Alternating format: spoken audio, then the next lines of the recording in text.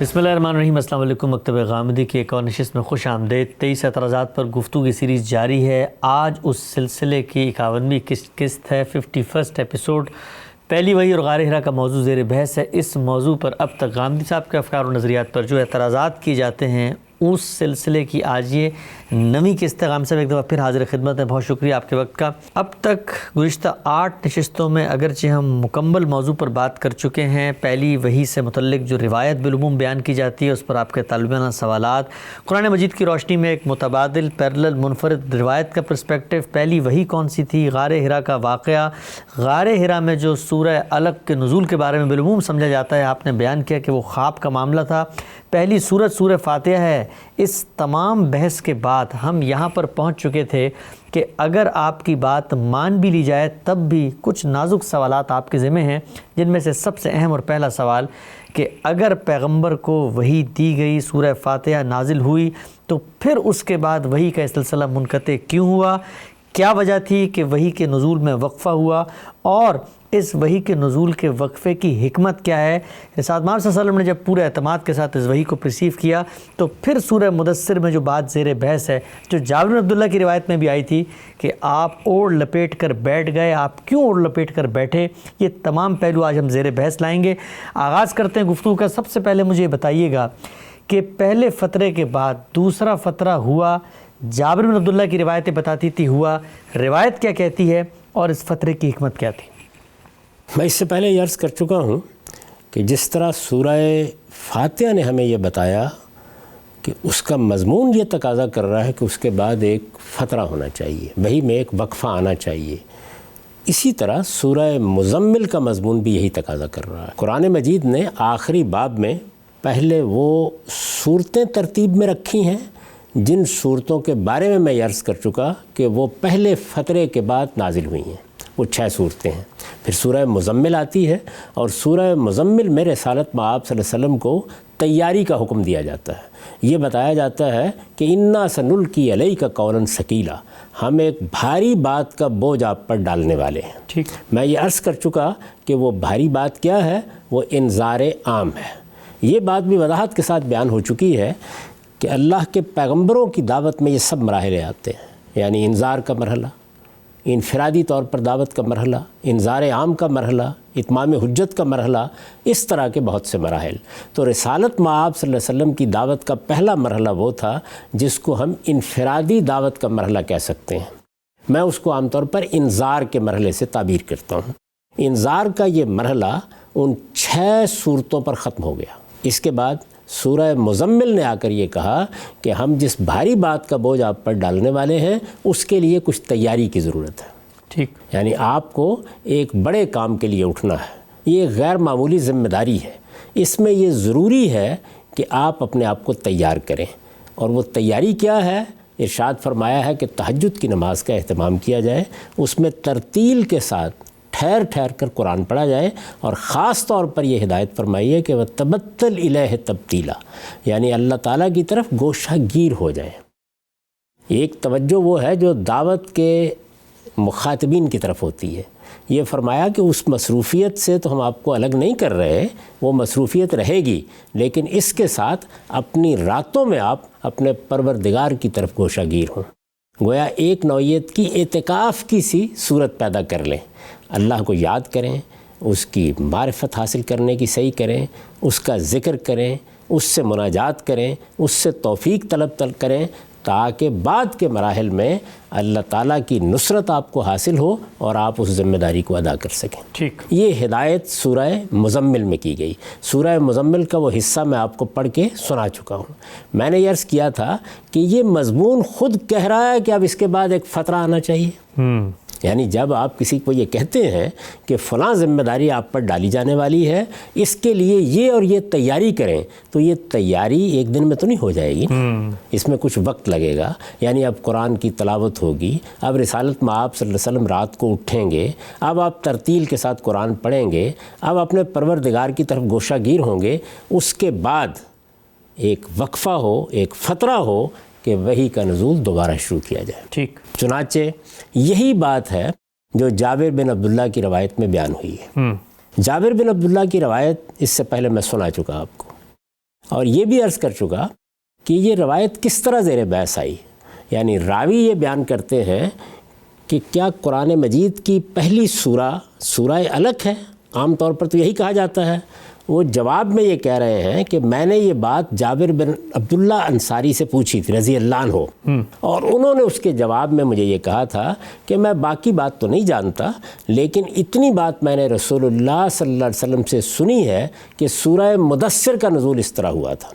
ہم اس پر بحث کر کے بتا چکے کہ اس میں راوی لوگوں نے کچھ بیان کرنے میں غلطی کی ہے، لیکن دوسرے طرق کا مطالعہ کرنے سے خود روایت سے یہ واضح ہو جاتا ہے کہ یہ سارا معاملہ پہلی وحی کا نہیں ہے، یہ فترہ کے بعد پہلی وحی کا ہے. یعنی قرآن کے نزول میں ایک فترہ آیا، ایک وقفہ آیا، اس کے بعد پہلی سورہ کون سی نازل ہوئی، جابر بن عبداللہ اس کو بیان کر رہے ہیں. اب اس روایت کو ایک مرتبہ پھر سن لیجئے. ٹھیک. یہ روایت اگرچہ پڑھی جا چکی ہے لیکن 2-3 قسط پہلے پڑھی گئی تھی، اس کو دوبارہ سن لیجئے تاکہ ربط کلام بالکل واضح رہے. میں نے یہ روایت بخاری سے آپ کی خدمت میں پیش کی تھی. یہ وہی کتاب التفسیر ہے. ابن شہاب کی روایت ہے. وہ یہ کہتے ہیں کہ ابو سلمہ نے ہم تک یہ بات پہنچائی ہے. کیا پہنچائی ہے؟ وہ یہ کہتے ہیں کہ اخبرنی جابر بن عبداللہ. وہ یہ کہتے ہیں کہ مجھے جابر بن عبداللہ رضی اللہ عنہ نے یہ خبر دی انہ سمع رسول اللہ صلی اللہ علیہ وسلم یحدث عن فترۃ الوحی. یعنی وہ رسالت مآب صلی اللہ علیہ وسلم سے روایت کر رہے ہیں اور یہ کہہ رہے ہیں کہ رسول اللہ صلی اللہ علیہ وسلم کو انہوں نے فترۃ الوحی کے بارے میں بات کرتے ہوئے سنا. یعنی پہلی وحی کے بارے میں نہیں بلکہ قرآن مجید کے نزول میں جو ایک فترہ آیا اس کے بارے میں گفتگو کرتے ہوئے بات کرتے ہوئے سنا. وہ کیا بات تھی؟ فَبَيْنَ أَنَا أَمْشِي. یعنی رسالت بآب صلی اللہ علیہ وسلم نے فرمایا اس اثناء میں کہ میں چلا آ رہا تھا. یہ تو نہیں بیان کیا گیا کہ کہاں سے چلے آ رہے تھے، لیکن فرمایا کہ میں چلا آ رہا تھا. اس سے یہ واضح ہوا کہ گھر پر نہیں تھے. سمیت صوتم من السماء. میں نے آسمان سے ایک آواز سنی. فرفعت بصری قبل السماء. تو میں نے آسمان کی طرف نگاہ اٹھا کے دیکھا. فإذا الملك الذي جاءني بحراء قائد على کرسی بین السماء والارض. تو میں کیا دیکھتا ہوں کہ وہی فرشتہ جو میرے پاس حراء کے پہاڑ پر آیا تھا. یہ واقعہ ہم بیان کر چکے ہیں. یہ بھی بتا چکے کہ قرآن مجید اس کو کس طرح بیان کرتا ہے. تو فرمایا کہ وہ فرشتہ جو میرے پاس حراء کے پہاڑ پر آ چکا وہی فرشتہ آسمان و زمین کے مابین کرسی پر بیٹھا ہوا ہے. فجئست من. تو میں کچھ مروب سا ہو گیا. یعنی ظاہر ہے کہ جبریل امین ہے، اپنی اصل صورت میں ہے. رسالت مآب صلی اللہ علیہ وسلم کو دیکھا، زمین و آسمان پر ایک طرح سے چھائے ہوئے ہیں. میں کچھ مروب سا ہو گیا. حتی حویت الی الارض. یہاں تک کہ زمین کی طرف جھک پڑا. یعنی ظاہر ہے کہ یہ فطری سا رد عمل ہے اس طرح کی صورتحال کو اچانک دیکھ کر جو کسی بھی شخص پر طاری ہو سکتا ہے. حتی حویت الی الارض. یہاں تک کہ میں زمین کی طرف جھک پڑا. فجئت اہلی. پھر اس کے بعد میں اپنے گھر آیا اور میں نے گھر والوں کو آ کر کہا زملونی زملونی، ذرا مجھے میری چادر دے دو، میں چادر اوڑھنا چاہتا ہوں. فزملونی. تو مجھے چادر انہوں نے اڑا دی. فانزل اللہ تعالی. اس کے بعد اللہ تعالیٰ نے یہ سورہ نازل کی یا ایھا المدثر. اس کے بعد فرمایا ہے کہ اس کی ابتدائی آیات نازل ہو گئیں. ٹھیک. یہ روایت ہے. اس روایت میں یہ بالکل واضح ہے کہ وہ فترۃ الوحی ہے جس کے بعد پہلی سورہ مدثر ہے جو رسالت مآب صلی اللہ علیہ وسلم پر نازل ہوئی ہے. یہ بات قرآن مجید کی ترتیب سے بالکل اسی طرح واضح ہو جاتی ہے. یعنی ہم نے 7ویں باب کو دیکھا کہ اس میں 6 صورتیں ہیں. یہ انذار کی صورتیں ہیں، بالکل ابتدائی دور میں نازل ہوئی ہیں. اس کے بعد سورہ مزمل آتی ہے. سورہ مزمل آ کر یہ کہتی ہے کہ تیاری کیجئے، ایک باری بات کا بوجھ آپ پر ڈالنے کا فیصلہ کر لیا گیا ہے. اس کے فوراً بعد کون سی سورہ ہے؟ سورہ مدثر. اچھا. تو سورہ مدثر میں گویا وہ بھاری بات کا بوجھ ڈال دیا گیا ہے. میں نے عرض کیا تھا کہ وہ انذار عام کا بوجھ ہے. چنانچہ سورہ مدثر کا ابتدائی حصہ میں آپ کے سامنے پیش کر دیتا ہوں. یہ بالکل واضح ہو جائے گا کہ سورہ مزمل کے بعد یہ فترہ کیوں آیا، اور یہ بھی واضح ہو جائے گا کہ اس کے بعد سورہ مدثر کیوں نازل ہوئی، اور یہ بھی کہ سورہ مدثر میں آپ کو کیا ہدایت فرمائی گئی ہے. ارشاد فرمایا ہے بسم اللہ الرحمن الرحیم. میں ابتدائی آیات پڑھ رہا ہوں. بسم اللہ الرحمن الرحیم. یا ایھا المدثر قم فانذر وربک فکبر وثیابک فطہر والرجز فہجر ولا تمنن تستکثر ولربک فاصبر۔ ان کا ترجمہ ہے اللہ کے نام سے جو سراسر رحمت ہے، جس کی شفقت ابدی ہے، اے اوڑھ لپیٹ کر بیٹھنے والے۔ یہ یاد ہوگا کہ یہی خطاب کا اسلوب سورہ مزمل میں بھی ہے۔ میں یہ عرض کر چکا ہوں کہ یہ کوئی وقتی صورتحال نہیں ہے، بلکہ اس زمانے میں رسالت بآب صلی اللہ علیہ وسلم پر یہی کیفیت طاری تھی، یعنی بالعموم چادر اوڑھ کر بیٹھ جاتے اور ایک فکر مندی کی سی صورتحال رہتی۔ یہاں پر بھی ایسا ہی ہوا ہے، اور ہم جابر کی روایت میں یہ پڑھ چکے ہیں کہ جب فرشتے سے ملاقات کے بعد آپ گھر تشریف لائے تو آپ نے چادر مانگی اور چادر اوڑھ لی۔ اس موقع کے اوپر سورہ مدثر کا نزول ہوا، تو یہ دل نواز خطاب کا اسلوب اختیار کیا گیا ہے۔ اے اوڑھ لپیٹ کر بیٹھنے والے، اٹھو اور انذار عام کے لیے کھڑے ہو جاؤ۔ اب یہ دیکھیے کہ یہاں الفاظ ہیں قم فانذر، اٹھو اور انذار کے لیے کھڑے ہو جاؤ، لیکن عربی زبان میں فعل اپنے مدارج کے لحاظ سے استعمال ہوتے ہیں۔ انذار اس سے پہلے بھی ہو رہا تھا، انذار کی صورتیں بھی پہلے بیان ہو چکی ہیں۔ سورہ مزمل میں یہ بتایا گیا کہ ہم آپ پر ایک بھاری بات کا بوجھ ڈالنے والے ہیں۔ اس سے یہ بات آپ سے آپ واضح ہو جاتی ہے کہ یہاں فانذر کا فعل انذار عام کے مفہوم میں ہے۔ چنانچہ یہی میں نے ترجمہ کیا ہے، اٹھو اور انذار عام کے لیے کھڑے ہو جاؤ۔ اس پر ایک نوٹ ہے، وہ بھی سن لیجیے۔ یہ اس ذمہ داری کا بیان ہے جس کی طرف پچھلی سورہ میں انا سنلقی علیک قولا ثقیلا کے الفاظ میں اشارہ فرمایا ہے۔ استاذ امام لکھتے ہیں، مکے اور طائف کے سرداروں کے کانوں میں توحید کی اذان دینا، اور وہ بھی اس دعوے کے ساتھ کہ آپ اللہ کے رسول ہو کر آئے ہیں، اگر انہوں نے آپ کے انذار کی تکذیب کی تو اس کے عذاب کی زد میں آ جائیں گے، یعنی اللہ کے عذاب کی زد میں آ جائیں گے، کوئی سہل کام نہ تھا۔ یعنی مکے اور طائف کے سرداروں کو یہ کہنا کوئی سہل کام نہ تھا۔ اس بھاری ذمہ داری سے آپ کا ہراس محسوس کرنا ایک امر فطری تھا۔ چنانچہ ابتداً آپ نے اپنے کام کو اپنے خاص خاندان والوں ہی تک محدود رکھا، اور ان پر بھی نہایت احتیاط کے ساتھ صرف اپنے بعض مشاہدات و تجربات کا اظہار فرما کر ان کا رد عمل معلوم کرنا چاہا، جو نہایت مخالفانہ صورت میں سامنے آیا۔ چنانچہ اس دور میں آپ پر نہایت شدید فکر مندی کی حالت طاری رہی، جس کی تصویر مزمل اور مدثر کے الفاظ سے ہمارے سامنے آتی ہے۔ لیکن اللہ تعالیٰ نے جس مقصد کے لیے آپ کو مبعوث فرمایا تھا وہ ہونا تھا۔ چنانچہ پہلے سورہ مزمل میں آپ کو اس صورتحال کے مقابلے کے لیے تیاری کی ہدایت ہوئی، پھر اس سورہ میں کمر باندھ کر انذار عام کے لیے اٹھ کھڑے ہونے کا حکم ہوا۔ اے اوڑھ لپیٹ کر بیٹھنے والے، اٹھو اور انذار عام کے لیے کھڑے ہو جاؤ، اپنے رب ہی کی کبریائی کا اعلان کرو، اپنے دامن دل کو پاک رکھو، شرک کی غلاظت سے دور رہو، اور دیکھو اپنی صحیح کو زیادہ خیال کر کے منقطع نہ کر بیٹھو، اور اپنے پروردگار کے فیصلے کے انتظار میں ثابت قدم رہو۔ اس کے بعد پھر آگے سورہ ہے۔ اس سے آپ اندازہ کر سکتے ہیں کہ یہ فترہ کیا تھا، یہ فترہ کیوں آیا، اس کی حکمت کیا تھی۔ قرآن خود اس فترے کو کس طریقے سے واضح کرتا ہے، اور سورہ مدثر کے بارے میں یہ بات کیوں روایتوں میں آ گئی کہ یہ پہلی سورہ ہے، یہ فترۃ الوحی کے بعد پہلی سورہ ہے، یہ اس وقفے کے بعد پہلی سورہ ہے، اور یہی بات ہے جس کی صراحت خود روایت پہ بھی ہو گئی ہے۔ لہٰذا کوئی وجہ نہیں ہے کہ اس کو قبول کرنے سے انکار کیا جائے، کیونکہ قرآن مجید اپنی ترتیب سے خود یہی بات واضح کر رہا ہے۔ ٹھیک، اب اس کے بعد جو سب سے اہم چیز ہے وہ یہ ہے، اس موقع پر روایت بھی یہ بتا رہی ہے کہ رسالت بآب صلی اللہ علیہ وسلم نے دوسری مرتبہ جبریل امین کو ان کی اصل صورت میں دیکھا۔ ہم اسراء اور معراج پر گفتگو کرتے ہوئے یہ بتا چکے ہیں کہ خود رسالت بآب صلی اللہ علیہ وسلم نے ان دونوں مواقع کا ذکر بھی کیا ہے، اور یہ بات بھی روایتوں میں آ چکی ہے۔ دونوں مرتبہ آپ نے فرمایا کہ میں نے جبریل امین کو ان کی اصلی صورت میں دیکھا ہے۔ جبریل امین کے ساتھ وہ بارہا آتے تھے، ملاقات ہوتی رہتی تھی، وہی کرتے تھے، قرآن نازل کرتے تھے، لیکن اصلی صورت میں خود رسالت مآب صلی اللہ علیہ وسلم کا ارشاد ہے کہ میں نے 2 ہی مرتبہ ان کو دیکھا ہے، اور دونوں مرتبہ اسی زمین پر کھڑے ہوئے دیکھا ہے، اور اس طرح دیکھا ہے کہ وہ آسمان سے گویا نیچے کی طرف آ رہے ہیں۔ یہ تصویر ہم اس سے پہلے روایتوں کی صورت میں پیش کر چکے ہیں۔ اب ذرا ایک نظر یہ بھی دیکھیے کہ جیسے ہم نے یہ دیکھا تھا کہ قرآن مجید نے اس پہلے واقعے کو کیسے بیان کیا ہے۔ سورہ نجم میں یہ عرض کر چکا ہوں کہ سورہ نجم ہے جو ان دونوں ملاقاتوں کو بیان کرتی ہے. ٹھیک.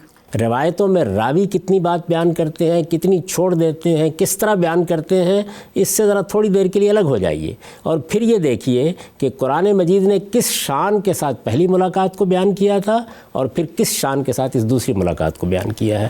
تو میں آپ کے سامنے سورہ نجم کا وہ حصہ پڑھتا ہوں. ارشاد فرمایا ہے وَلَقَدْ رَآهُ نَزْلَةً أُخْرَىٰ عِنْدَ سِدْرَةِ الْمُنتَهَىٰ عِنْدَهَا جَنَّةُ الْمَأْوَىٰ إِذْ يَغْشَى السِّدْرَةَ مَا يَغْشَىٰ ما زاغ البصر وما طغى لقد رأى من آیات ربہ الکبریٰ. اور اس نے ایک مرتبہ پھر اسے سدرۃ المنتہا کے پاس اترتے دیکھا ہے، ایک مرتبہ پھر، اور اس نے ایک مرتبہ پھر اسے سدرۃ المنتہا کے پاس اترتے دیکھا ہے. جابر بن عبداللہ کی روایت میں جس دوسری ملاقات کا ذکر ہے یہ قرآن اس کو بیان کر رہا ہے. اور اس نے ایک مرتبہ پھر اسے سدرۃ المنتہا کے پاس اترتے دیکھا ہے جس کے پاس ہی جنت الماوا ہے. جب سدرہ پر چھا رہا تھا جو کچھ کے چھا رہا تھا، اس کی نگاہ نہ بہکی نہ بے قابو ہوئی، اس نے اپنے پروردگار کی بڑی بڑی نشانیاں دیکھی. یہ سورہ نجم ہے. اس میں پہلی وحی کا بھی آپ بیان سن چکے، یہ دوسری وحی کا بیان بھی آپ نے سن لیا.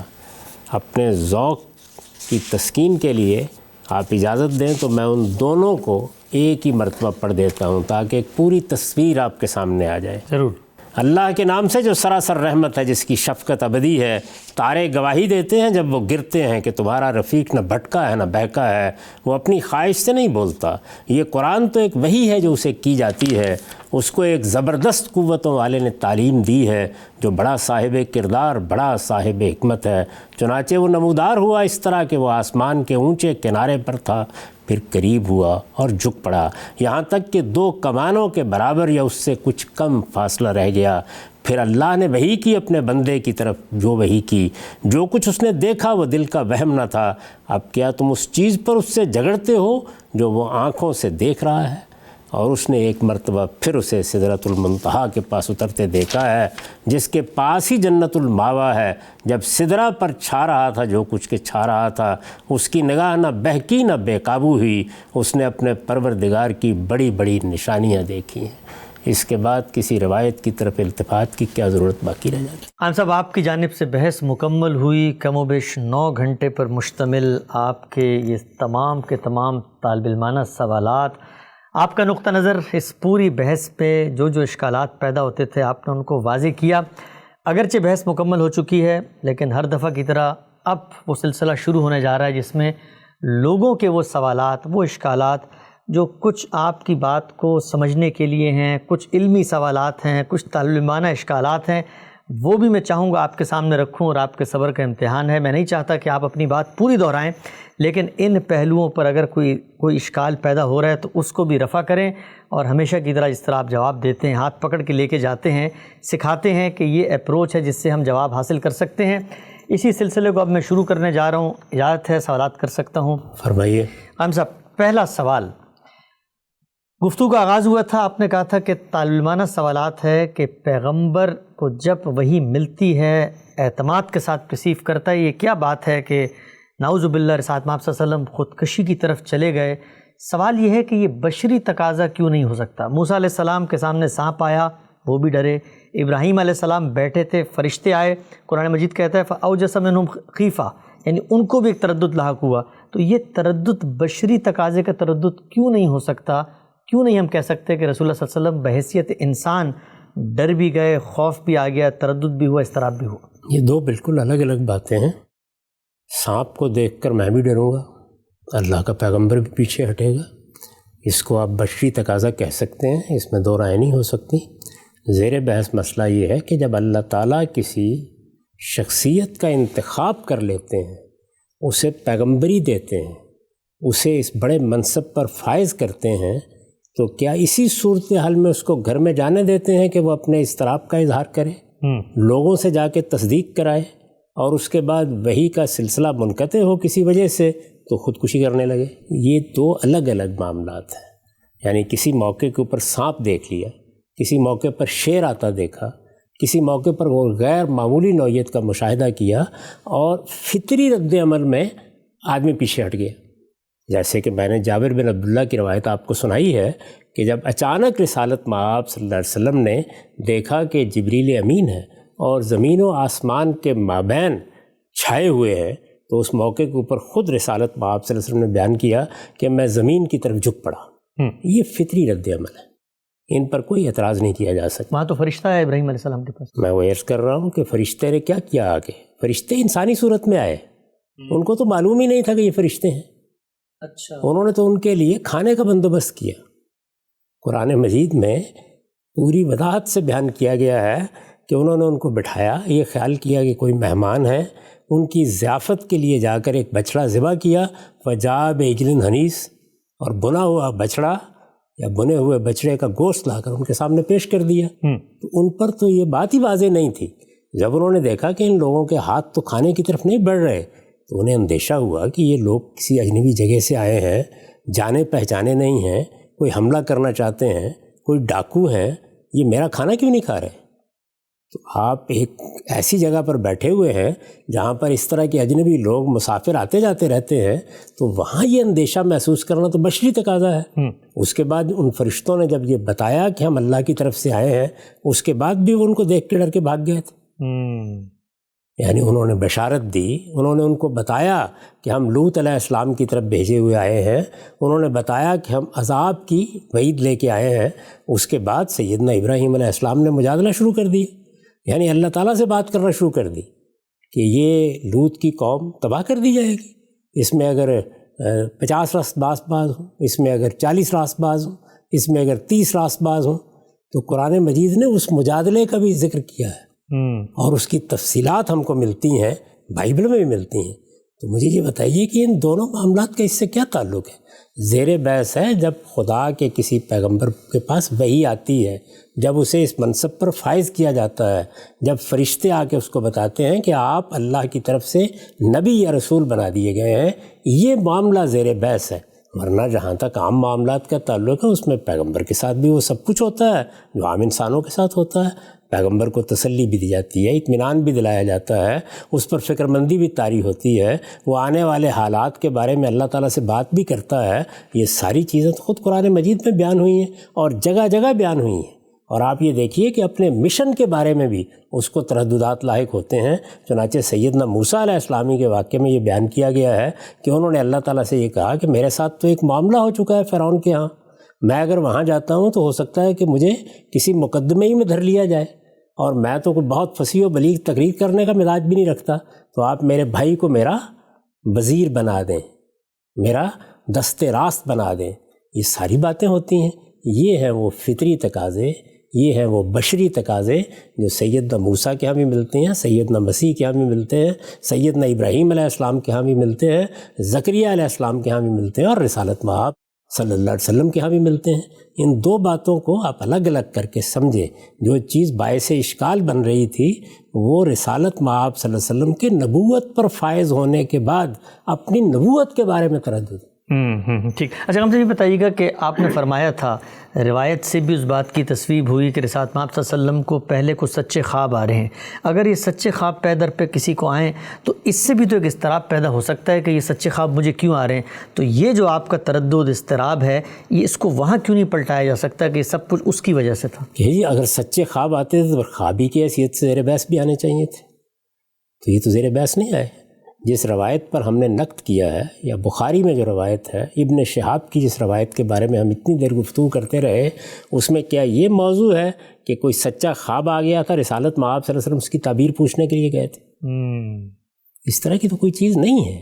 وہاں یہ بتایا گیا تھا کہ قرآن کا نزول شروع ہو گیا، آپ کو پیغمبری دے دی گئی، اس کے بعد سیدہ کے پاس جا کے آپ نے یہ کہا کہ مجھے کمبل اڑا دو، مجھے چادر اڑا دو۔ اس کے بعد ذرا اطمینان ہوا تو پھر وہ آپ کو لے کر ورقہ بن نوفل کے پاس گئیں۔ یہ چیز ہے جو باعث اضطراب ہوتی ہے۔ اس پر نقد کر کے میں نے یہ بتایا ہے کہ پیغمبروں کے معاملے میں یہ بہت مستبد صورتحال ہے۔ اور آپ نے دیکھا کہ پھر دوسری روایتوں سے کیا تصویر سامنے آئی۔ یعنی اب کس کو ماننا ہے؟ اس کو تسلیم کرنا ہے، ابن ہشام کی روایت کو تسلیم کرنا ہے، عروہ بن زبیر کے مغازی میں جو روایت ہے اسے دیکھنا ہے، ابن کثیر نے جو بعض روایات نقل کی ہیں ان کو دیکھنا ہے، یہ دیکھنا ہے کہ سیدہ اکیلی گئی تھی، یہ ماننا ہے کہ سیدہ رسالت مآب صلی اللہ علیہ وسلم کو ساتھ لے کے گئی تھیں، یہ ماننا ہے کہ سیدنا ابوبکر صدیق آپ کو ساتھ لے کر گئے تھے، یا وہ ماننا ہے کہ جو ابن ہشام نے بیان کیا ہے کہ رسول اللہ صلی اللہ علیہ وسلم کو تو کہیں لے جایا ہی نہیں گیا، وہ واپس آئے اور واپس آ کر بیت اللہ کا طواف کرنے کے لیے معمول کے مطابق گئے، جیسے کہ اس سے پہلے بھی جایا کرتے تھے۔ وہاں ورقہ بن نوفل سے ملاقات ہو گئی، رسالت پاک صلی اللہ علیہ وسلم نے وہی بات جو سیدہ ان کو پہلے بتا چکی تھیں وہ دہرا دی۔ ٹھیک، اچھا ہم سے بھی بتائیے گا کہ آپ نے ابتدا میں جب سوالات اپنے اٹھائے تھے وہاں بار بار سیدنا موسیٰ کا تذکرہ کیا، قرآن مجید سے وہ مقامات بھی کھول کے دکھائے کہ کیسے جب ان کو وحی دی گئی، پہلی وحی آئی، پہلا پیغام آیا تو کس طریقے سے انہوں نے پرسیو کیا۔ سوال یہ ہے کہ کیا یہ کوئی ضروری تقاضا ہے، کوئی منطقی لازمہ ہے کہ جو معاملہ سیدنا موسیٰ کے ساتھ ہوا تھا وہی معاملہ رسالت مآب صلی اللہ علیہ وسلم کے ساتھ بھی پیش ہے؟ مثلا اگر انہوں نے ایک طریقے سے وحی پرسیو کی ہے تو یہ کہاں لازم آتا ہے کہ وہی معاملہ رسول اللہ کے ساتھ بھی ہونا چاہیے؟ یہ دیکھیے بات یہ ہے کہ یہ تو کوئی نہیں کہہ رہا کہ وہی گفتگو ہونی چاہیے، وہی بات چیت ہونی چاہیے۔ علم و عقل کیا کہتے ہیں کہ جس ہستی کو اللہ نے پیغمبر بنا دیا ہے، جس کا انتخاب کر لیا ہے، جسے یہ ذمہ داری دی جا رہی ہے کہ وہ اپنی قوم کو جا کر یہ بتائے، اور اللہ تعالیٰ اس کو اپنی بارگاہ سے اور فرشتے کی ملاقات کے بعد بھی اس صورتحال میں جانے دیتے ہیں کہ اس پر یہ بات ہی واضح نہیں ہے کہ اسے پیغمبر بنا دیا گیا ہے۔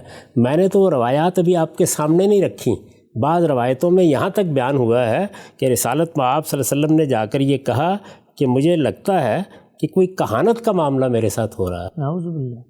تو یہ میں تو وہ سب چیزیں آپ کے سامنے رکھی نہیں ہیں۔ اب جب آپ تمام روایات کو سامنے رکھ کے دیکھیں گے تو آپ پر یہ بات واضح ہو جائے گی کہ اللہ کی کتاب قرآن مجید ہی ہے جس کی روشنی میں آپ کو آگے بڑھنا چاہیے۔ اور مجھے یہ بتائیے کہ جب میں نے سورہ نجم میں آپ کے سامنے وہ مقام رکھا جس میں پہلی وحی بیان ہوئی ہے، وہ مقام رکھا جس میں دوسری وحی بیان ہوئی ہے، آپ کو یہ محسوس نہیں ہوتا کہ قرآن مجید ان تمام افسانوں کی تردید کر رہا ہے؟ وہ بار بار یہ کہہ رہا ہے کہ آنکھ بہکی نہیں، بے قابو نہیں ہوئی، کوئی اضطراب لاحق نہیں ہوا، دل میں کوئی تردد نہیں آیا، بلکہ پورے اطمینان کے ساتھ اللہ کی آیات کا مشاہدہ کیا گیا، اور جس طرح کہ اللہ تعالیٰ نے اپنے بندے کی طرف وحی کی اسی طریقے سے اس وحی کو حاصل کر کے اللہ کا بندہ اپنے مشن کے لیے روانہ ہو گیا۔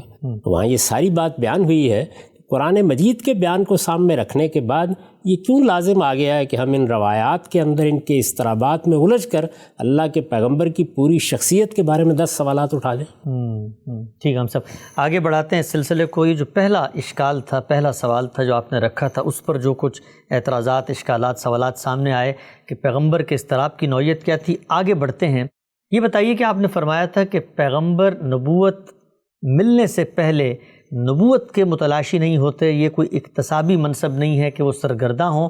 کچھ مثالیں میں آپ کے سامنے رکھتا ہوں، یہ الجھن بھی حل کریں کہ پھر قرآن مجید کے یہ بیانات کیسے وہی جو آپ نے ایک موقف بیان کیا قرآن کی روشنی میں اس کی تائید کرتے ہیں۔ ابراہیم علیہ السلام کا ذکر ہے، ان کے واقعہ ذکر ہے کہ وہ سورج اور چاند کے اوپر غور و فکر کر رہے تھے، ان کو کس نے بنایا، گویا ایک پہلے سے عمل شروع ہوا ہے اور اس کے بعد ان کو پیغمبری دی گئی ہے۔ تو یہ غور و فکر کا عمل تو وہاں پہلے سے شروع ہوا۔ یہ کوئی غور و فکر کا عمل نہیں تھا، قرآن مجید نے اس مقام کو آپ نکال کر پڑھیے، آگے جا کے خود واضح کر دیا ہے کہ یہ در حقیقت ابراہیم کے لیے اللہ تعالیٰ کی طرف سے دیا جانے والا استدلال تھا۔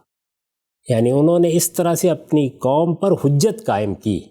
اس کی ذرا تشریح آپ استاد امام کی تدبر قرآن میں دیکھیے، اس کی ذرا شرح و وضاحت میری تفسیر البیان میں پڑھیے تو آپ پر یہ واضح ہوگا کہ یہ در حقیقت اس نوعیت کی کوئی چیز تھی ہی نہیں۔ وہ پیغمبری کے منصب پر فائز ہو چکے تھے، اس کے بعد انہوں نے استدراج کا طریقہ اختیار کر کے اپنی قوم کے لوگوں کو یہ بتایا کہ یہ تم کن چیزوں کی پوجا کر رہے ہو۔ اس میں جو سوالات کیے ہیں انہوں نے، یا جس طرح کا انہوں نے ایک تاثر کا اظہار کیا ہے، وہ دعوت ہے، وہ حجت ہے، وہ استدلال ہے۔ ذرا اس کو پڑھیے پھر آپ پر یہ حقیقت واضح ہوگی۔ ظاہر ہے کہ میں اگر اب اس کی تفصیل میں جاؤں تو پھر مجھے ان آیات کو آپ کے سامنے رکھ کر یہ بتانا پڑے گا کہ وہاں کیا محل ہے۔ اس لیے میں یہ کہتا ہوں کہ خود قرآن مجید نے آگے جا کر اسی مقام پر یہ بات واضح کر دی ہے کہ تلکا حجتنا، یہ در حقیقت وہ استدلال تھا جو ہم نے ابراہیم کو سکھایا تھا۔ تو یہ کوئی غور و فکر کے مراحل نہیں ہیں جو وہاں قرآن مجید میں بیان ہوئے ہیں، لیکن تھوڑی دیر کے لیے مان لیجئے کہ یہ غور و فکر کے مراحل ہے۔ تو غور و فکر کے مراحل کیا اس معاملے میں ہے کہ وہ پیغمبری طلب کر رہے ہیں، یعنی شرک کے معاملے میں، توحید کے معاملے میں اور چیزوں کے معاملے میں رسالت مآب صلی اللہ علیہ وسلم کے ذہن میں بھی بہت سے سوالات ہو سکتے ہیں۔ اگر آپ حج کرنے کے لیے گئے، نبوت سے پہلے حج کرنے کے لیے گئے، ہمیں یہ بتایا جاتا ہے کہ اس حج میں آپ نے کسی بدعت کا ارتکاب نہیں کیا۔ اس کا مطلب کیا ہے؟ اس کا مطلب یہ ہے کہ آپ پر بعض چیزیں واضح تھیں، بعض چیزوں کے بارے میں سوالات بھی ہوں گے، ممکن ہے کچھ تردد بھی کبھی پیدا ہوا ہو، تو یہ تو زیر بحث ہی نہیں ہے کہ اب پیغمبر کوئی سوچنے سمجھنے والی ہستی نہیں ہوتا۔ میں نے یہ گزارش کی ہے کہ جس طریقے سے ہمارے ہاں لوگ مراقبے کرتے ہیں، میڈیٹیشن کے مراحل سے گزرتے ہیں، جس طرح اپنے باطن میں جھانکنے کی کوشش کرتے ہیں، یا اسی طریقے سے کوئی شاعر ہے، کوئی ادیب ہے، اللہ تعالیٰ نے اس کو ایک ملکہ عطا کیا ہے، وہ اپنی اس صلاحیت کی نشو و نما کے لیے جد و جہد کرتا ہے، یہ چیزیں ہیں جو زیر بحث ہیں۔ یہ چیز زیر بحث ہے کہ پیغمبر سوچتا نہیں، غور و فکر نہیں کرتا، کوئی تردد نہیں پیدا ہوتا اس کے سامنے بت پوجے جا رہے ہیں تو کیا اس کو احساس ہی نہیں ہوگا کہ یہ کیا ہو رہا ہے؟ رسالت مآب صلی اللہ علیہ وسلم نے کبھی شرک نہیں کیا، کبھی بت پرستی نہیں کی، تو یہ مجھے بتائیے کہ یہ اس کے بغیر ہی ہو گیا کہ آپ نے کسی چیز پر غور نہیں کیا ہو؟ یہ مثالیں ٹھیک نہیں ہیں کسی طرح سے بھی۔ جو سوال اٹھایا گیا تھا وہ بالکل مختلف سوال ہے۔ یہ اصل میں ہمارا وہ ذہن ہے کہ جب کسی چیز کو ہم قبول کر چکے ہوتے ہیں تو کسی نہ کسی طریقے سے کوشش کرتے ہیں کہ وہ درست ثابت ہو جائے۔ اللہ کے پیغمبر کی کیا حیثیت ہے، یہ خدا کے آخری پیغمبر کی حیثیت سے کس مشن کے لیے بھیجے جا رہے ہیں، کس منصب پر فائز کیے جا رہے ہیں، کہ یہ کیا بڑی ہستی ہے کہ جس کا اللہ نے انتخاب کیا ہے، اس کو سامنے رکھ کر دیکھیے کہ پیغمبری ہے کیا اور یہ کس طرح سے دی جاتی ہے۔ پھر میں نے آپ کو یہ بتایا کہ خود اللہ تعالیٰ قرآن مجید میں صراحت کے ساتھ یہ بتاتے ہیں کہ نہ آپ کو یہ اندازہ تھا کتاب کیا ہوتی ہے، نہ آپ کو یہ معلوم تھا کہ یہ ایمانیات کی بحثیں کیا ہیں، نہ آپ نے کبھی اس کی تمنا کی تھی کہ آپ کی طرف کوئی وحی نازل کی جائے، یہ خود قرآن مجید کے بیانات ہیں۔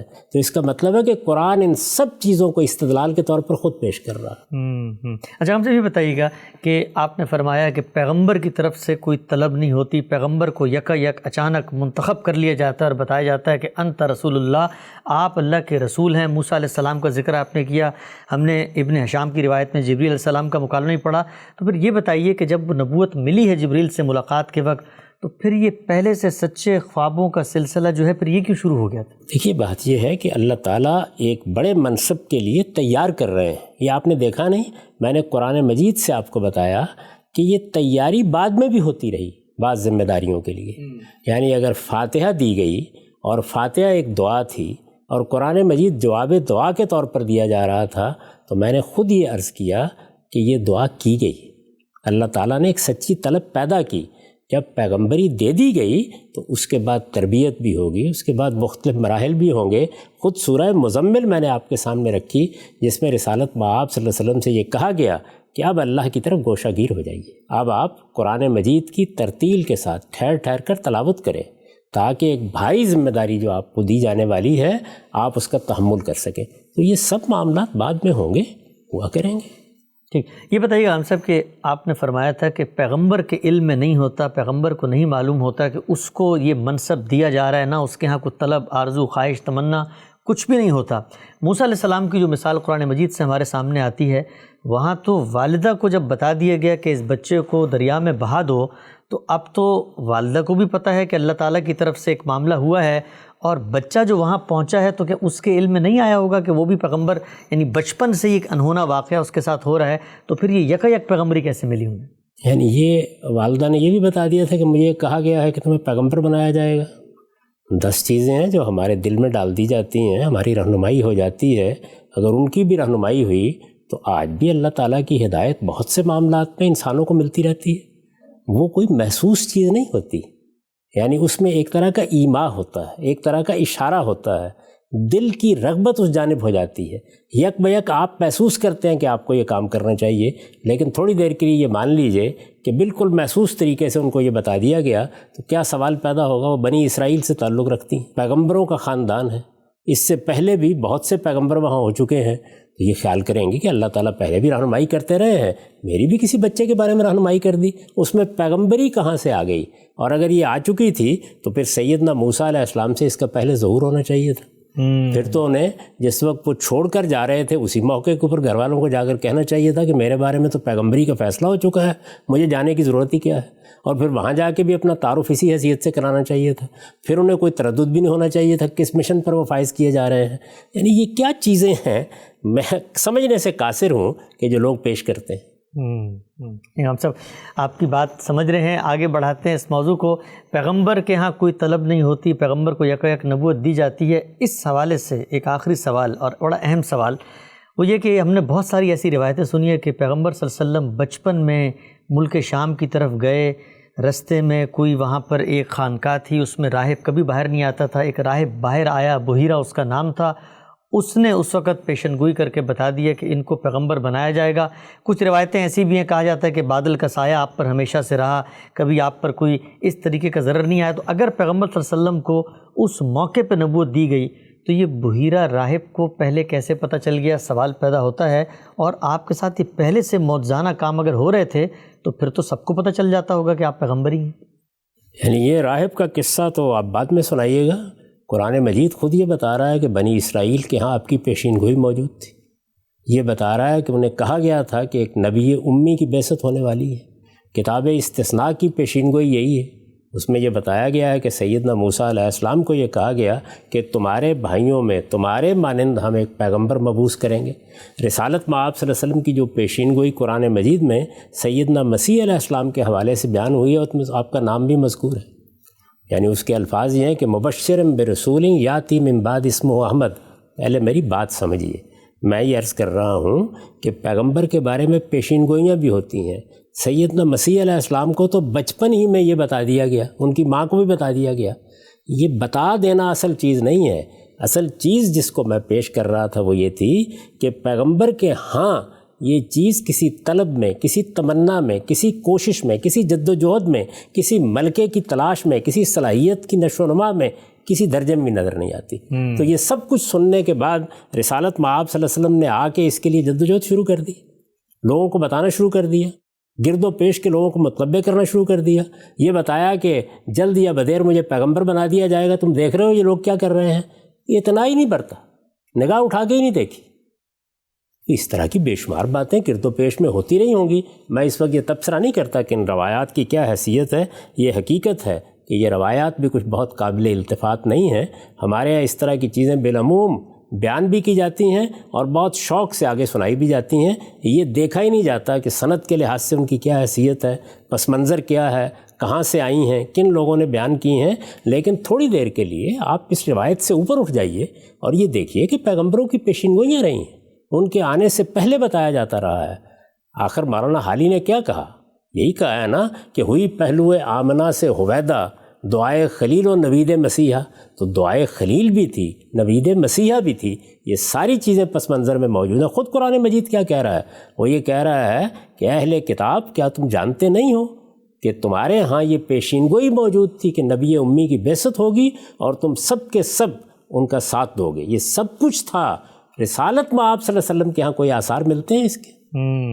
یعنی کبھی آپ نے اس کا اظہار کیا، کبھی اس کی طلب کا کوئی ظہور ہوا، کبھی اپنے کسی عزیز ترین دوست سے پہلے بات کی، سیدنا صدیق کو کبھی کہا ہو کہ میرے ہاں تو پیغمبری آنے والی ہے، ذرا تیار ہو جائیے اس کے لیے۔ یہ چیز ہے جس کی طرف توجہ دلائی گئی ہے۔ یہ باتیں کیا باتیں ہیں؟ یعنی یہ کسی راہب کے پاس کیوں جا رہے ہیں؟ بنی اسرائیل کی پوری تاریخ رسالت میں آپ صلی اللہ علیہ وسلم کی پیشین گوئی کر رہی ہے۔ سبحان اللہ۔ لوگ محمد نام رکھتے تھے اور اس وجہ سے نام رکھتے تھے، تاریخ میں آتا ہے کہ یہ پیشین گوئی خود عربوں کی بھی معلوم تھی۔ اور میں نے آپ سے عرض کیا کہ آپ کا اصل نام کیا ہے؟ آپ کا اصل نام احمد ہے۔ رسالت میں آپ صلی اللہ علیہ وسلم کا پورا نام ہے ابو القاسم محمد احمد۔ ابو القاسم کنیت ہے، محمد لقب ہے، احمد نام ہے۔ اور یہ دیکھیے کہ قرآن مجید بیان کر رہا ہے کہ احمد یعنی لفظ احمد، رسالت میں آپ صلی اللہ علیہ وسلم کا نام لے کر سیدنا مسیح علیہ السلام نے آپ کی پیشین گوئی کی تھی۔ اس سب کچھ کے باوجود خود رسول اللہ صلی اللہ علیہ وسلم کی زندگی میں کوئی آثار نظر آتے ہیں؟ اور قرآن مجید اس چیز کو دلیل کے طور پر پیش کر کے یہ کہتا ہے کہ فقط لبثت فیکم عمرہ، میں نے تو ایک عمر تمہارے درمیان گزاری ہے، میرے ہاں کوئی آثار کبھی دیکھیں؟ یہ بات ہے جس کی طرف توجہ دلائی گئی ہے۔ اس میں راہب کہاں سے آ گئے اور بادل کہاں سے آ گئے؟ ٹھیک، اچھا ہم سے بھی بتائیے گا، کبھی کوئی آثار آپ کی زندگی میں نظر آئے ہوں کہ آپ کو پیغمبری مل رہی ہے یا آپ یہ کہہ رہے ہیں کہ میں پیغمبر بنایا جا رہا ہوں؟ ایک اور واقعے کی طرف میں چاہتا ہوں آپ کا تبصرہ اس پر آ جائے۔ ایک روایت ہے، حدیث کی مستند کتابوں میں ہے، وہ روایت آپ نے قبول بھی کی ہے۔ کہا جاتا ہے کہ رسالت میں آپ صلی اللہ علیہ وسلم پیغمبری ملنے سے پہلے غنا اور موسیقی کی ایک مجلس میں شریک ہوئے، اللہ تعالیٰ نہیں چاہتے تھے آپ وہاں شریک ہوں، آپ پر نیند کی کیفیت طاری ہوئی، خود رسالت صلی اللہ علیہ وسلم کا بیان ہے، اور جب آپ اٹھے تو وہ محفل ختم ہو چکی تھی۔ سوال میرا آپ سے یہ ہے کہ اگر پیغمبر کے ساتھ یہ سارے معاملات پیغمبری کے بعد ہوتے تھے تو رسول اللہ صلی اللہ علیہ وسلم کو تو پیغمبر بنانے سے پہلے اللہ تعالیٰ ایک غیبی قوت اور طاقت اور تائید کے ذریعے اور نصرت کے ذریعے نیند بھی طاری کر رہے ہیں۔ یعنی پھر رسالت میں آپ صلی اللہ علیہ وسلم اب اٹھ کر گئے، آپ چونکہ جنگل سے آئے تھے، وہاں آپ کے کچھ ساتھی بھی موجود تھے، اور آپ نے یہ بتایا کہ دیکھو اللہ تعالیٰ نے میرے ساتھ یہ کیا ہے اور اب میں پیغمبر بنایا جانے والا ہوں، تو بھائی ایک واقعہ کیا واقعہ ہوا ہے؟ یہ تو آپ نے پیغمبر بننے کے بہت بعد سنایا کہ اللہ تعالیٰ مجھے اب احساس ہوتا ہے کہ اس طرح بھی میری حفاظت کرتے رہے۔ اچھا، یعنی یہ واقعہ کو اس وقت سنایا تھا آپ نے؟ اچھا، اس طرح کی حفاظت سے یہ کیسے معلوم ہوا کہ پیغمبر بنائے جانے والے ہیں؟ میں آپ کو 10 صالحین کے یہ واقعات سنا دیتا ہوں۔ رسالت میں آپ صلی اللہ علیہ وسلم کے ساتھ بھی پیش آئے، بہت سے دوسرے لوگوں کے ساتھ بھی پیش آتے ہیں۔ یعنی پہلے جو موضوع زیر بحث ہے اس کو متعین طور پر سمجھیے وہ کیا ہے۔ پیغمبری کی طلب نہیں ہے، پیغمبری کے لیے جد و جہد نہیں ہے، پیغمبری کے لیے پہلے سے تیاریاں نہیں ہیں، پیغمبری کے لیے کوئی چلے کوئی مراقبے نہیں کیے جا رہے، پیغمبری ایک صلاحیت کے طور پر نشو و نما میں نہیں گزر رہی، پیغمبر کی حیثیت سے شاعری کرنے یا قرآن مجید جیسے کلام کو تصنیف کرنے کی کوئی کوشش نہیں ہو رہی، یہ بتایا گیا تھا۔ یہ نہیں بتایا گیا کہ رسالت میں آپ صلی اللہ علیہ وسلم کے بارے میں کوئی جانتا ہی نہیں تھا۔ میں تو یہ عرض کر رہا ہوں کہ کم و بیش 2-2.5 ہزار سال تک یہ بالکل واضح ہے قرآن مجید سے اور بائبل سے کہ رسالت میں آپ صلی اللہ علیہ وسلم کا انتظار کیا جاتا رہا ہے، آپ کی پیشین گوئی رہی ہے، قرآن مجید نے اس پیشین گوئی کا حوالہ دیا ہے، اور یہاں تک کہا ہے، اہل کتاب کے جو علماء ہیں ان کو یہ کہا ہے، آپ اندازہ کیجیے اور کن الفاظ میں کہا ہے کہ یعرفونہ کما یعرفون ابناءہم، یہ تو اس پیغمبر کو اس طرح پہچانتے ہیں اور اس کتاب کو اس طرح پہچانتے ہیں جو ان پر نازل کی گئی ہے جس طرح کہ کوئی مہجور باپ اپنے بیٹوں کو پہچانتا ہے۔ اچھا، پھر اس سے آگے یہ کہا گیا ہے کہ اولم یکن لہم آیۃ یعلمہ علماء بنی اسرائیل، کیا یہ کافی نشانی نہیں ہے کہ علماء بنی اسرائیل ان سے واقف ہیں، جانتے ہیں ان کو؟ یہ جاننا زیر بحث نہیں ہے، یہ پیشین گوئی زیر بحث نہیں ہے، یہ معلوم ہونا زیر بحث نہیں ہے، پیغمبر کے ہاں اس کے لیے طلب، اس کی تمنا، اس کی کوشش، اس کے لیے کسی صلاحیت کی نشو و نما، اس کی کوئی تیاری، یہ زیر بحث ہے۔ سبحان اللہ، ہم سب بہت ہی تفصیل سے آپ نے بیان فرمایا۔ یہ دوسرا اشکال، دوسرا موضوع جس پر کچھ سوالات پیدا ہوتے تھے کہ پیغمبر کیا کوئی طلب، آرزو، تمنا، خواہش نہیں ہوتی، کوئی اقتصابی عمل نہیں ہے، اللہ کی طرف سے عنایت ہوتا ہے۔ آگے بڑھتے ہیں، غار ہرا کا ہم نے ذکر کیا۔ غار ہرا کے بارے میں روایات کے اندر بہت ساری چیزیں پہلی دفعہ سامنے آئیں، آپ نے بیان کیا۔ پہلا سوال غار ہرا کے حوالے سے میں آپ سے پوچھنا چاہوں گا کہ اب سے پہلے جب آپ سے کوئی مختصر سوال کیا گیا پہلی وحی اور غار ہرا کا، تو آپ نے یہ فرمایا کہ بھئی یہ تو افسانہ ہے، اور اس کا صحرا جو ہے وہ ان بیچارے صوفیوں کے سر بھی ڈال دیا جو ابھی پیدا ہی نہیں ہوئے۔ اب مجھے آپ بتائیے کہ جب آپ نے ابن ہشام کی روایت کو مان لیا اور یہ بات واضح ہوگی کہ غار ہرا میں کچھ نہ کچھ ہوا ہے، آپ جاتے تھے، آبا کی روایت تھی، اعتکاف کرتے تھے، تو پھر یہ جو افسانے والی بات تھی اس کی حقیقت کیا ہے؟ غار ہرا کیا محض ایک غار ہے جس کا ذکر ہوتا تھا؟ یعنی یہ بتایا جا رہا تھا کہ ایک غار ہوا کرتا ہے اور فلاں پہاڑ پر یہ غار ہے، اس سے متعلق ایک روایت بیان کی جا رہی تھی۔ مجھ سے جو سوال کیا گیا تھا کیا وہ مکے کے غاروں کے بارے میں تھا؟ سوال یہ تھا کہ عام طور پر یہ مانا جاتا ہے کہ غار ہرا میں پہلی وحی آئی، یہ مانا جاتا ہے کہ یہ سورہ الگ کی ابتدائی آیات تھیں، یہ بتایا جاتا ہے کہ اس میں یہ واقعہ پیش آیا، اس کی تفصیلات وہ ہیں جو ہم نے بخاری کی روایت کی صورت میں سامنے رکھی ہیں۔ اس کے بارے میں نے بالاجمال کہا تھا کہ یہ ساری داستان محض ایک داستان ہے، اس سے زیادہ کوئی حیثیت نہیں ہے اس کی۔ اسی چیز کو واضح کرنے کے لیے میں نے یہ گھنٹوں گفتگو کی ہے اور آپ کو یہ بتایا ہے کہ نہ غار ہرا سے نبوت کی ابتدا ہوئی ہے، نہ وہاں پر پہلی وحی آئی ہے، نہ سورہ الگ پہلی سورہ ہے، اور خود روایتوں سے واضح کر دیا ہے کہ پہلی ملاقات بھی ہرا پہاڑ پر کہیں پہاڑ کے وسط میں جب رسالت مآب صلی اللہ علیہ وسلم وہاں سے بیدار ہو کر آئے ہیں اس وقت ہوئی۔ تو اس وجہ سے یہ سارا پس منظر ہے جس کی اب میں نے وضاحت کر دی ہے، جس کو سامنے رکھ کر بالاجمال میں نے ایک جملے میں جواب دیا تھا کہ جس چیز کو آپ خیال کر رہے ہیں کہ وہ ایک واقعہ ہے وہ محض ایک افسانہ ہے۔ ٹھیک، آگے بڑھتے ہیں۔ کچھ غار ہرا کے بارے میں غام صاحب عقلی علمی اشکالات آتے ہیں، طالبانہ سوالات ہیں، میں چاہتا ہوں اس پہ بھی ذرا آپ کچھ رہنمائی فرمائیے۔ یہ بتائیے کہ رسالت مآب صلی اللہ علیہ وسلم کے آبا کی روایت تھی، غار میں جاتے تھے، اعتکاف کرتے تھے۔ یہ غار ہم تو وہاں گئے نہیں، جو لوگ گئے ہیں جو دیکھا ہم نے وہ یہ ہے کہ سنا ہے بہت اوپر جا کے بہت چھوٹی سی جگہ ہے، تو یہ اتنے لوگ ہوتے تھے تو یہ غار میں جاتے کیسے تھے؟ اتنے لوگ وہاں بیٹھتے کیسے تھے؟ تمام لوگ غار میں کیوں جائیں گے؟ یعنی عربوں کے ہاں تو اب بھی یہ ہے، کبھی صحرا میں جا کے خیمے لگا لیتے ہیں، ممکن ہے کہ وہاں پر بھی کچھ لوگ اسی طریقے سے بیٹھ جاتے ہوں جا کے۔ ایک آدھ آدمی اگر کہیں خلوت میں بیٹھنا چاہتا ہے تو اس کے لیے وہ غار بہت کافی ہے، لیکن یہ کہ وہاں جا کر ہی سارا دن ڈیرے ڈالے رکھنا ہے، جس طرح کہ معلوم ہوا روایتوں سے کہ رسالت مآب صلی اللہ علیہ وسلم اگر وہاں تشریف لے گئے تو اپنے اہل و عیال کے ساتھ گئے، سیدہ نے وہاں کچھ لوگوں کو آپ کی تلاش میں بھیجا، تو اس سے تو صاف معلوم ہوتا ہے کہ اس کے گرد و پیش میں یا لوگ موجود تھے یا عام طور پر ہوتے تھے یا وہاں پر کوئی خیمے وغیرہ لگا کے بیٹھے ہوتے تھے۔ یہ ساری باتیں قیاس کی جا سکتی ہیں، لیکن سب کا جواب ان لوگوں کو دینا چاہیے جو ان تمام معاملات کی بنیاد ان روایات پر رکھ رہے ہیں۔ میں نے تو ساری یہ دراز نفسی اس لیے کی ہے کہ میں آپ کو یہ بتاؤں کہ ان روایات کی طرف التفات کی کوئی ضرورت ہی نہیں ہے۔ قرآن مجید نے بڑی وضاحت کے ساتھ تمام حقائق بتا دیے، یہ بتا دیا پہلی وحی کس طرح آئی، کس شان کے ساتھ آئی، یہ بتا دیا ہے کہ پہلی سورہ کون سی ہو سکتی ہے، یہ بتا دیا کہ اس کے بعد پھر پے در پے 6 صورتیں کون سی نازل ہوئیں۔ یہ خود قرآن مجید سے تدبر کر کے میں نے آپ کے سامنے دلائل کے ساتھ رکھ دیا، تو مجھے یہ بتائیے کہ اس کے بعد کیا ضرورت ہے، یہاں تک کہ فترہ کیسے آیا، اس فترہ کے بعد پھر سورہ مدثر کس طرح سے نازل ہوئی، وہ سب باتیں بھی واضح ہو گئیں، اور اس میں وہی تنہا مرفوع روایت ہے جابر بن عبداللہ رضی اللہ عنہ کی، جس میں کوئی بہت زیادہ اختلاف بھی نہیں ہے، صرف راوی حضرات نے ایک جگہ بات سمجھنے میں غلطی کی ہے، وہ روایت بالکل درست ہے، قرآن مجید نے جو کچھ بیان کیا اس کے مطابق ہے، وہاں روایت کی قرآن مجید کے ساتھ مطابقت بھی ہو جاتی ہے اور ایک تصویر بھی واضح آ جاتی ہے، اور اس میں بھی دیکھ لیجئے جب دوسری ملاقات ہوئی ہے تو اس میں یہ نہیں معلوم کہ کہاں ہوئی ہے، لیکن رسول اللہ صلی اللہ علیہ وسلم نے وہاں یہ حوالہ ضرور دیا ہے کہ پہلی ملاقات حرا کے پہاڑ پر ہوئی تھی۔